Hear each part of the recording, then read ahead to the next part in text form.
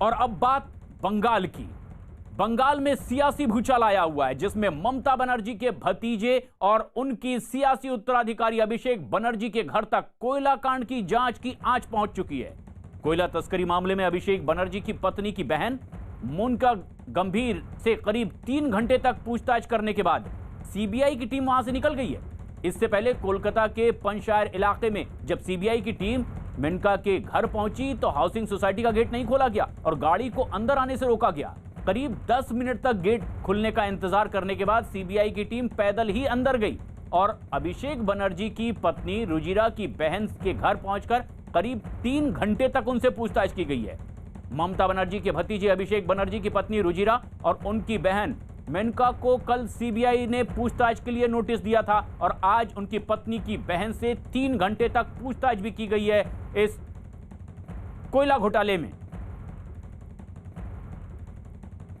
कई और ऐसे सवाल हैं जिसका जवाब सीबीआई जानना चाहती है और ये तब बेहद अहम जबकि विधानसभा के चुनाव बहुत करीब हैं पश्चिम बंगाल में।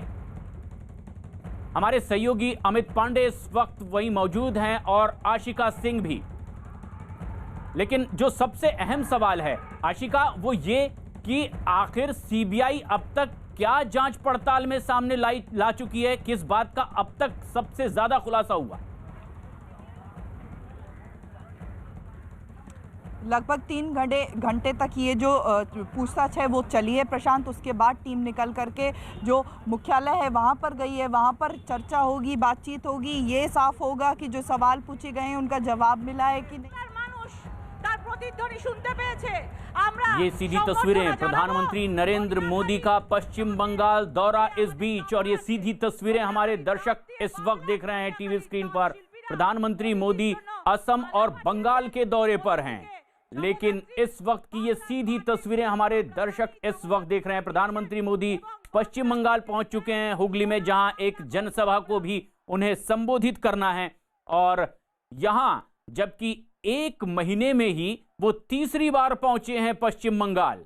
ऐसे में जबकि पश्चिम बंगाल में विधानसभा चुनाव बेहद करीब हैं, प्रधानमंत्री नरेंद्र मोदी का 1 महीने के भीतर ये तीसरी बार पश्चिम बंगाल दौरा। हुगली में एक जनसभा को भी संबोधित करेंगे। जनहित की कई योजनाओं का लोकार्पण, 2 मंच हुगली में बनाए गए, इसमें एक में जिसमें सार्वजनिक कार्यक्रम होना है। रेलवे से जुड़ी कई परियोजनाओं की शुरुआत होने वाली है। एक मंच जहां से इस रैली को संबोधित करेंगे प्रधानमंत्री नरेंद्र मोदी। स्थानीय नेताओं की और सांसदों की भी मौजूदगी। अमित पांडे हमारे सहयोगी हुगली में इस वक्त हमसे सीधे जुड़ रहे हैं।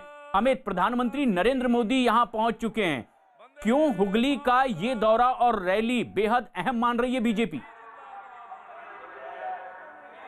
देखिए, हुगली यहाँ पर जो इलाका है, इनकी यहाँ पर सांसद हैं लॉकेट चटर्जी, और 2 जो सीटें हैं वो है तृणमूल कांग्रेस की। और इस बार बीजेपी की उम्मीद है कि हुगली के में उसको अच्छी सफलता मिलेगी। पीएम मोदी का दौरा इसी से जोड़कर देखा जा रहा है। प्रमुख औद्योगिक केंद्र है हुगली और यहाँ पर जूट मिल और ऐतिहासिक डनलप ग्राउंड जो जिसके ठीक पीछे पीएम मोदी सभा करेंगे। यहाँ के लोगों को उम्मीद है कि उद्योग को लेकर, और डनलप फैक्ट्री जो कि बंद हो गई है, करीब 40 से 50 हज़ार लोग जूट उद्योग और डनलप फैक्ट्री के बंद होने की वजह से बेरोजगार है, उनके लिए आस है।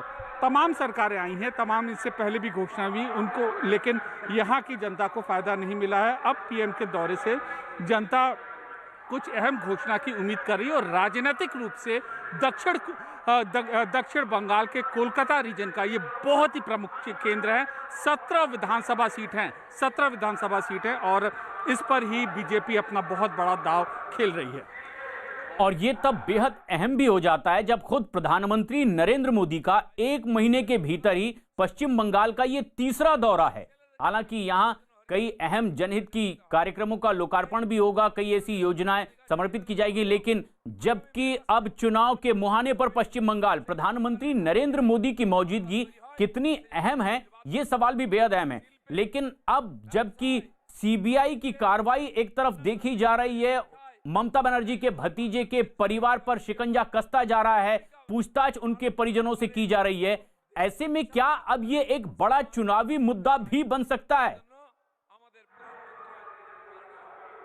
जी बिल्कुल, चुनावी मुद्दा तो ये बनेगा ही। और कल से आज तक का जो इवेंट था, जो सीबीआई का छापा था, इसकी झलक हमें बहुत ज़्यादा संभावना आज के पीएम की भाषण में भी देखने को मिले। राजनीतिक मंचों पर, तृणमूल के मंचों पर, बीजेपी के मंचों पर देखिए, बीजेपी कहेगी कि जो कार्रवाई हुई है भ्रष्टाचार में लिप्त सबूत के आधार पर एक इन्वेस्टिगेटिंग एजेंसी कार्रवाई करे, जबकि टीएमसी ने अपना स्टैंड साफ कर लिया है कि हम किसी से डरेंगे नहीं और केंद्रीय सरकारी एजेंसियों का दुरुपयोग हो रहा है। तो बिसात पूरी तरीके से बिक चुकी है और आरोप प्रत्यारोप का दौर जारी है। इसी मुद्दे को लेकर ये दोनों पार्टियां जनता के बीच में जाएंगी, जनसभा करेंगी। बहुत अहम ये पूरा का पूरा ग्राउंड है जहां पे हम इस वक्त मौजूद हैं और पीएम मोदी आज रैली कर रहे हैं। इससे कुछ समय बाद, 2 दिन बाद 24 फरवरी को ममता बनर्जी भी यहाँ पर रैली करेंगी। तो आज भी हमें पीएम के इस इशू पर बोलने की संभावना है और 24 को जब ममता बोलेंगी तब उनके भी इसी मुद्दे पर